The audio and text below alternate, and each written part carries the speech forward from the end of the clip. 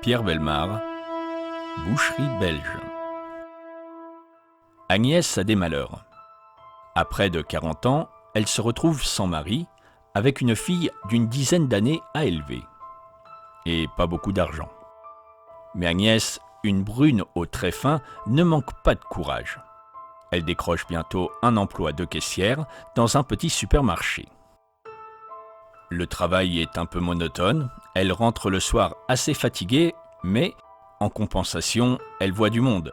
Les clients sont parfois aimables, c'est l'occasion d'échanger quelques paroles sans conséquence sur la pluie et le beau temps. Et puis, qui sait si parmi tous ces clients, il ne s'en trouvera pas un, solitaire et disponible, avec lequel elle pourrait refaire sa vie. C'est le souhait qu'elle formule de temps en temps, accompagné d'une petite prière à la Sainte Vierge. Depuis quelques semaines, Agnès remarque qu'un garçon sportif, blond, un peu empâté, lorsqu'il fait ses emplettes, semble venir plutôt vers sa caisse pour en régler le montant. Il est du genre costaud, au moins une bonne centaine de kilos sur la balance, il a une certaine ironie dans ses yeux, la bouche est souriante, bien que les lèvres soient assez minces. Pas mal en définitive. À vue de nez, il doit friser la quarantaine. Il a donc pratiquement l'âge d'Agnès. Les conversations anodines à la caisse font bientôt place à une invitation à danser un samedi soir.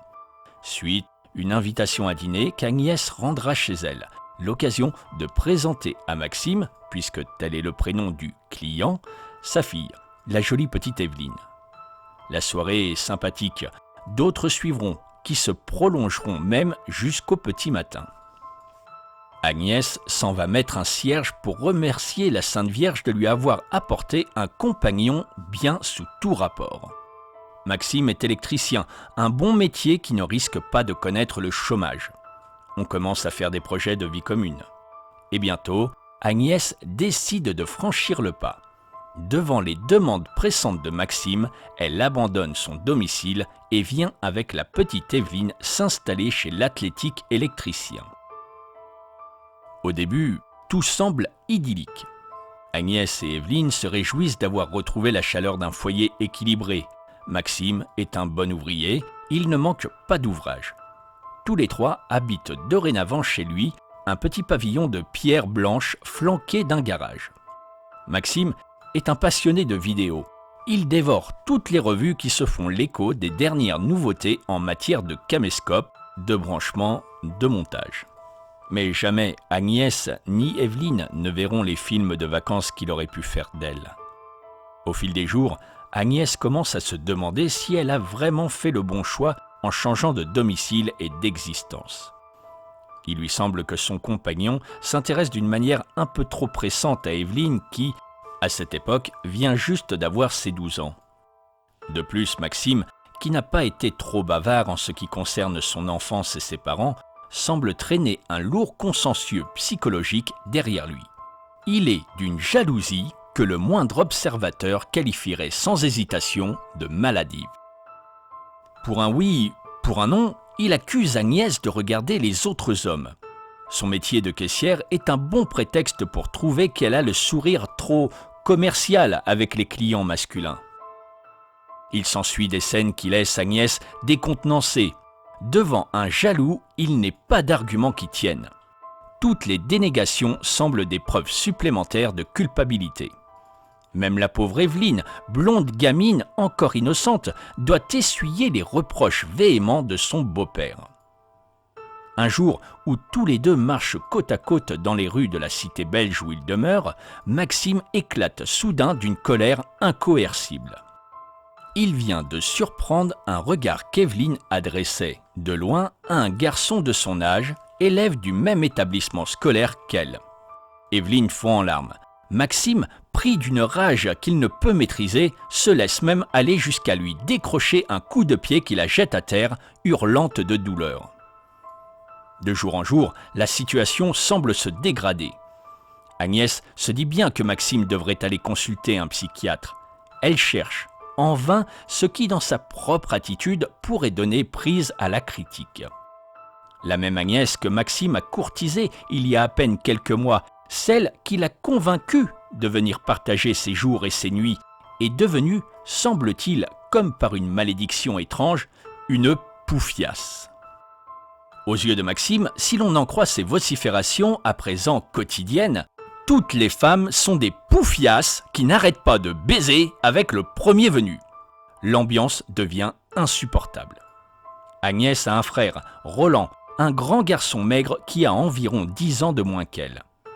Elle se tourne vers lui pour lui demander de l'aide. Roland accepte de venir la soutenir, ne serait-ce que pour calmer les crises de rage de Maxime. Mais cette idée d'Agnès, cette bonne intention de Roland vont déclencher la tragédie. C'est ainsi qu'un soir du mois de mai, par un temps d'orage exceptionnellement violent, les policiers de cette banlieue belge voient arriver dans leur commissariat, titubant, couvert de sang, un grand garçon maigre dégoulinant de pluie.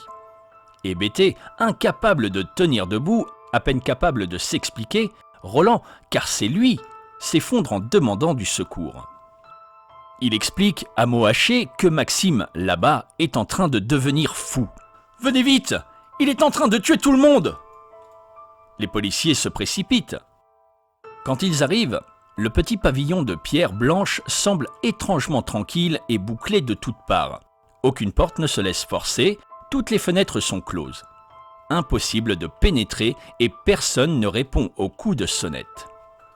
Quelqu'un, au bout d'un moment, se dit que Roland, le jeune homme qui est venu donner l'alerte, a peut-être des clés.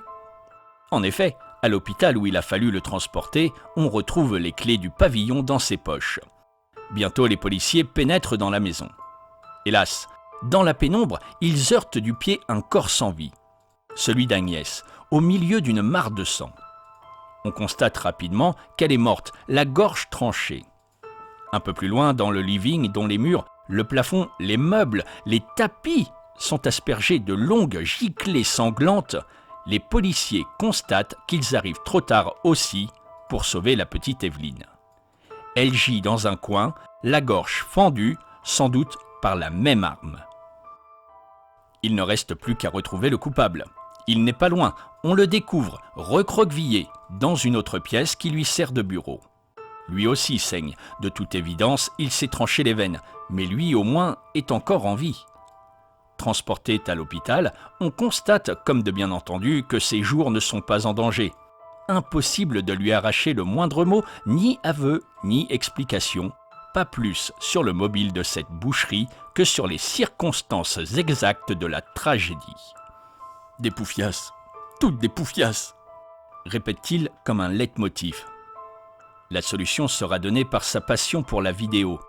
Les policiers, en faisant les constatations d'usage, découvrent bientôt qu'une caméra vidéo est branchée au plafond du living, comme si Maxime, obsédé par la jalousie, avait voulu surprendre ce qui pouvait se passer en son absence sous son toit. Une deuxième caméra vidéo est dissimulée sous un meuble, puis une troisième tout aussi invisible est découverte.